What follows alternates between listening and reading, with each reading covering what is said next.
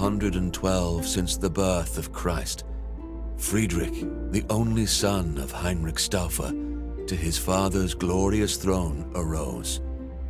By Providence chosen, though only 16 years old, clever and strong, he was a king most bold. Challenges were plentiful, but his judgments full of wisdom. Soon many a vassal, duke, or lord swore fealty to his kingdom. Monarch Roger, a patron to the erudite and all the wise men, every scholar, no matter the faith, was welcomed to his realm. His deeds were glorious, his subjects loved him more and more, his dominion prospered like never before. Soon the rumors were spread from the east to the west about Roger, the ruler of Christians, by God himself blessed. This praise reached Pope Gregory, but he froze, irked by hearing of another man as one God chose. Gregory's envy would lead to consequences most dire. No living soul could save Friedrich from his ire. With excommunication being his only other fate, Roger rode to Palestine on a crusade to save his state. Even with his most trusted knights, a dangerous proposition. Journey long, perilous and exhausting, a truly risky mission. Many a good man dead due to illness or fatigue. That was the true terror of the Pope's intrigue.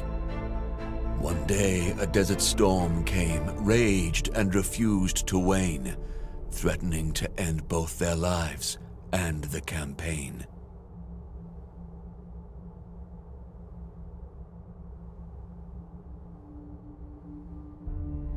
It seemed that for the Emperor's army all hope was lost.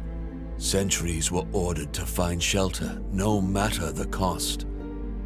At the last moment, the group's scouts spotted a cave. Though ominous and sinister, they must choose to be brave.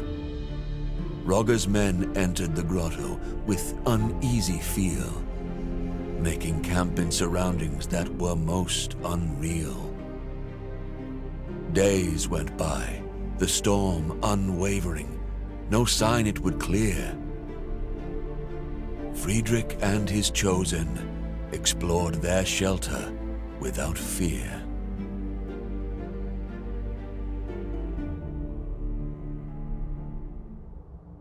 Delving deeper into their shelter, anything but small, dark passages lined by pillars receded to a large hall.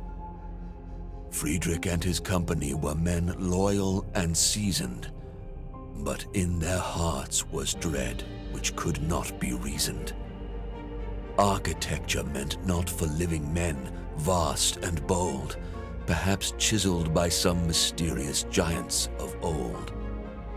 Distracted from his reverie by a glimmer of light, Roger saw a part of metal buried in the sand upright. A machine, a gate, centuries old, with it he must return. What trove of lost knowledge from it could he learn? Friedrich, albeit short on time, researched that device. Its power to grant wisdom should more than suffice. Gate to the Temple of Wisdom, the device was now called. It would lead to understanding of deep truths unequaled.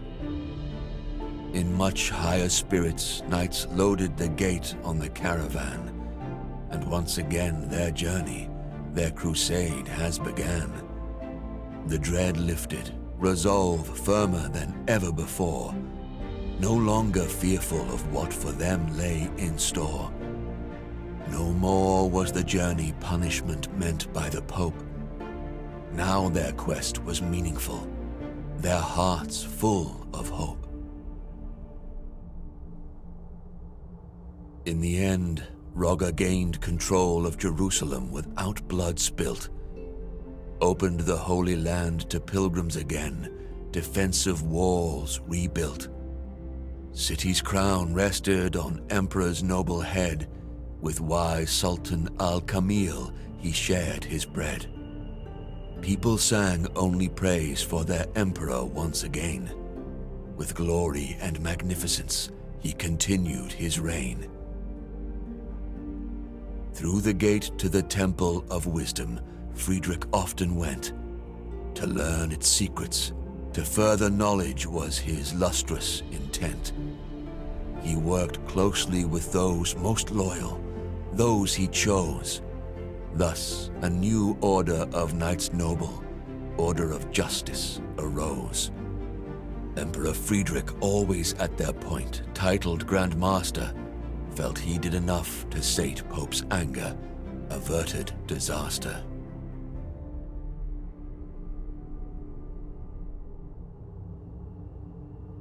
But to Gregory's ears were whispered rumors terrible, stories about a deal with the devil and lies unbearable, about how Rogger's order was built to conceal a devil's gift, and since the Pope believed it, it caused an irreparable rift. Not long before the Emperor was excommunicated, by all the people of faith, he was to be isolated.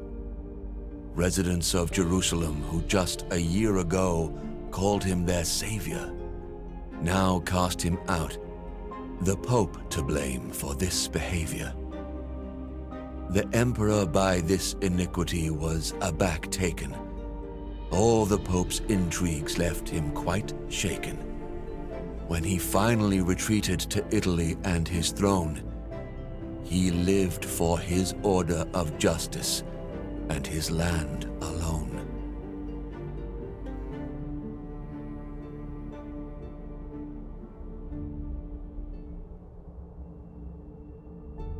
Rogger guarded the secrets of the order, for his enemies would not cease. Wanted the gate more than secure, no longer believing in peace.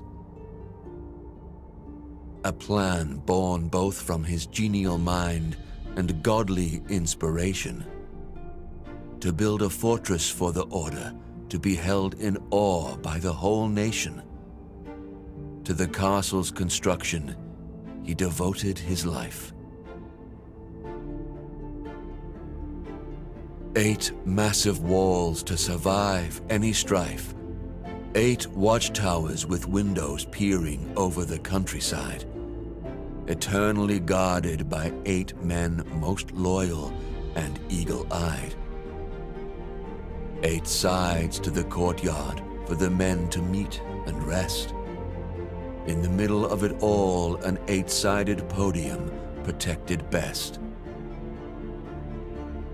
On this podium, the gate to the Temple of Wisdom was erected. By all the knights, not to be worshipped, but to be respected.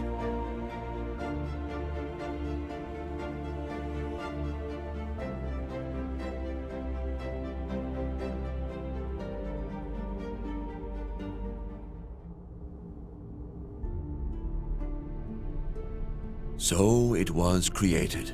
For both the lost and the wise it did shine. Templum Justitia, the temple of justice, the castle, the shrine. It was quarters of the order by the wise Placentinus foretold. Inside were troves of wisdom and power, more precious than gold. Even for the wise and powerful flies the time. Men became old, children rose to their prime. After the death of Rogger, Grand Master first, others came, best of the order, in wisdom versed. One after another silent, hidden, but each of virtue measure, the gate to the Temple of Wisdom, always their treasure. Generation after generation, the secret was keeping, wealth and wisdom gaining, never relenting, never sleeping. But the year 1465 after Christ came, and for the order of justice. The world was never the same.